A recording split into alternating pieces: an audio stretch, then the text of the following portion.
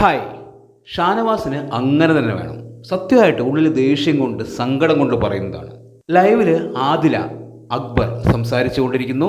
അക്ബർ ആദിലയോട് ചോദിക്കുന്നു, ഈ big boss വീട്ടിൽ ഏറ്റവും ഫേക്ക് ആരാണ് എന്ന്. ആദില ഒരു സംശയമില്ലാതെ പറയുന്നു, ഷാനവാസ് എന്ന്.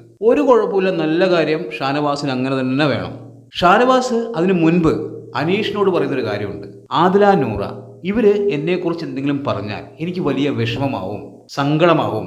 അവരെന്നെക്കുറിച്ച് മോശം പറയുന്നത് എനിക്ക് സഹിക്കില്ല എന്നുള്ള രീതിയിൽ. കാരണം അവരെ ഞാൻ അങ്ങനെയാണ് കരുതിയിരിക്കുന്നത് എന്നുള്ള രീതിയിൽ ഷാനവാസ് സംസാരിക്കുന്നുണ്ട്.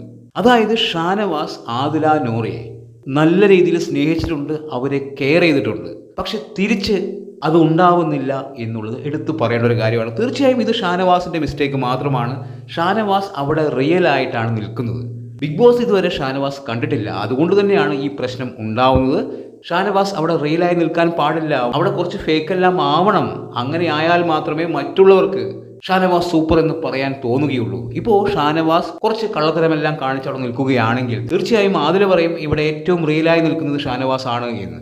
ഇവിടെ ഷാനവാസ് റിയലായി നിൽക്കുന്നതാണ് ഷാനവാസിന്റെ ഏറ്റവും വലിയ പരാജയമായിട്ട് എനിക്ക് തോന്നിയിരിക്കുന്നത്. അതായത് അക്ബറും ആദിലയും സംസാരിക്കുന്നു, ഇവിടുത്തെ ഏറ്റവും ഫേക്ക് ആരാണ് എന്ന് ചോദിച്ചപ്പോൾ ഷാനവാസ് എന്നാണ് ആദില പറയുന്നത്.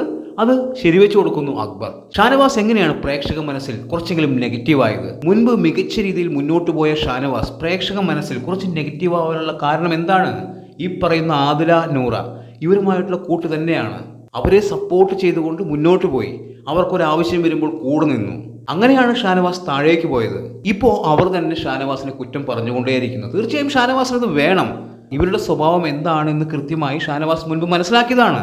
അതിനുശേഷം അവരുമായിട്ട് തെറ്റിപ്പിരിഞ്ഞു, വീണ്ടും അവർ സ്നേഹം കാണിച്ചു, ദേ പോകുന്നു ഷാനവാസ് വീണ്ടും. എന്താണ് അതിന്റെ ആവശ്യം? സത്യം പറഞ്ഞാൽ എനിക്ക് തോന്നിയൊരു കാര്യം ഞാൻ പറയാം. ഈ മനുഷ്യൻ അവിടെ ഗെയിം അല്ല കളിക്കുന്നത്, അദ്ദേഹം റിയൽ ആയിട്ടാണ് നിൽക്കുന്നത്.